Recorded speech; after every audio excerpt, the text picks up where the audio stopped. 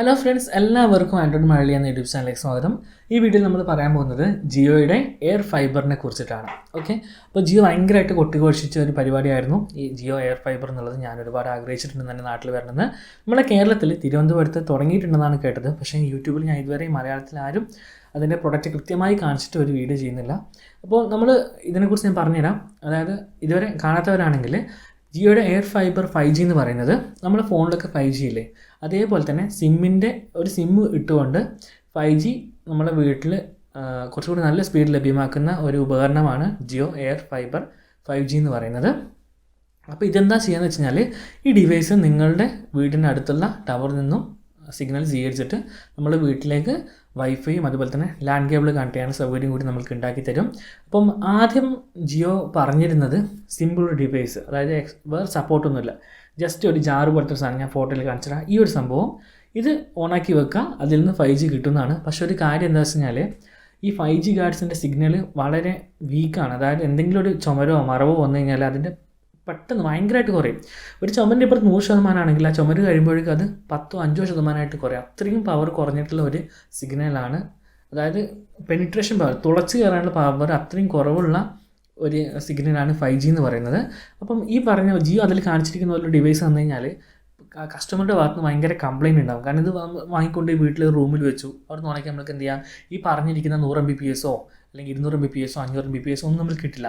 അതുകൊണ്ട് ജിയോ ഇതുവരെ വരെ ഇറക്കിയിട്ടുള്ളത് 2 തരം മോഡലുകളാണ്. 2 മോഡലിലും എന്തുണ്ട്, ഒരു എക്സ്റ്റേണൽ ആൻറ്റിനയുണ്ട്. അതായത് നമ്മൾ വീട്ടിനകത്ത് വെക്കുന്ന ആ ഡിവൈസിൽ നിന്ന് ഒരു വയർ കണക്ഷൻ നേരെ പുറത്തേക്ക് പോയി പുറത്ത്, അതായത് വീടിൻ്റെ പുറത്തുള്ള ടവറിന് നേരെ അഭിമുഖമായിട്ട് വെക്കും. അപ്പോൾ മാക്സിമം സിഗ്നൽ റേറ്റ് അതിൽ നിന്ന് എടുക്കാൻ വേണ്ടി പറ്റും. പിന്നെ ഒരു കാര്യം എന്താ വെച്ച് കഴിഞ്ഞാൽ, ഞാൻ കണ്ട അധിക വീഡിയോസിലും 100 Mbps വരെയുള്ള സ്പീഡ് ഇതിൽ സ്റ്റെബിലിറ്റി കിട്ടുന്നുണ്ട്. അതിനൊരു കാര്യമുണ്ട്. അതായത് നിങ്ങൾ ജിയോ ഫൈബർ എടുക്കാൻ നിങ്ങൾ തീർച്ചയായിട്ടും ഉറപ്പ് വരുത്തുക നിങ്ങളുടെ വീടിൻ്റെ അടുത്തുള്ള ടവറിൽ 5G ഉണ്ട്.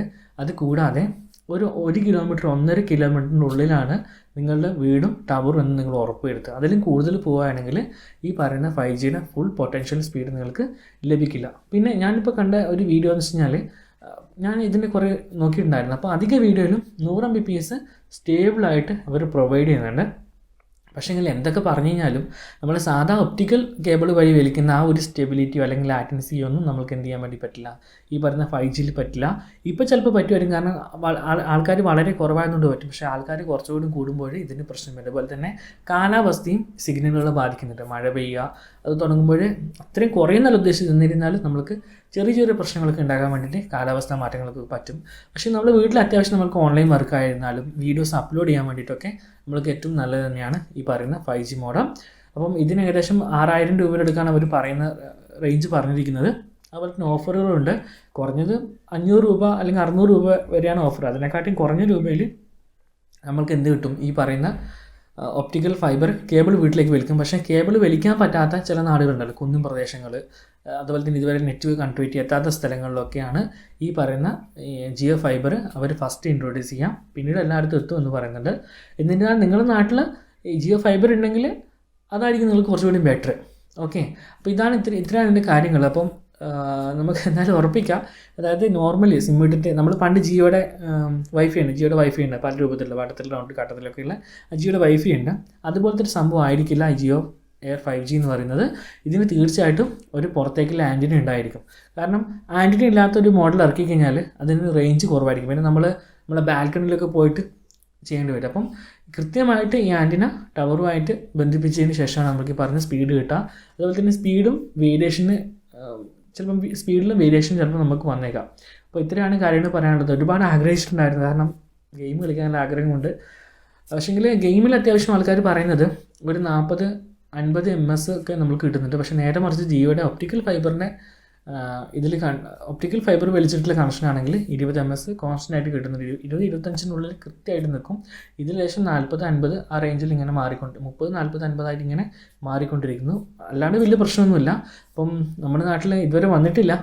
പക്ഷേങ്കിൽ 5G കിട്ടുന്നിടത്തൊക്കെ ഇത് കിട്ടും. ഇപ്പം നിങ്ങൾക്ക് എനിക്ക് തോന്നുന്നത് തിരുവനന്തപുരത്ത് നിങ്ങൾക്ക് ഡിവൈസ് കിട്ടുകയാണെങ്കിൽ നിങ്ങളുടെ നാട്ടിൽ ടവറിൽ 5G ഉണ്ടെങ്കിൽ നിങ്ങൾക്ക് നിങ്ങളെ നാട്ടിൽ കൊണ്ട് ഫിറ്റ് ചെയ്ത് കഴിഞ്ഞാൽ അവിടെ ഇത് വർക്ക് ചെയ്യും. കാരണം ഇതിന് അല്ലാതെ വേറെ റെസ്ട്രിക്ഷൻസ് ഒന്നും ഇല്ല. അതായത് ഇന്ന സ്ഥലത്ത് മാത്രം ഇന്ന ലൊക്കേഷനിൽ മാത്രം ഇത് വർക്ക് ചെയ്യും അങ്ങനെയൊന്നുമില്ല. 5G കിട്ടുന്ന എല്ലായിടത്തും ഇത് വർക്ക് ചെയ്യും. അതുകൂടാതെ മറ്റൊരു കാര്യം പറയാനുള്ളത് എന്താണെന്ന് വെച്ച് കഴിഞ്ഞാൽ, ഇപ്പം ജിയോയും എയർടെലുമാണ് ഇത് ഇറക്കിയിട്ടുള്ളത്.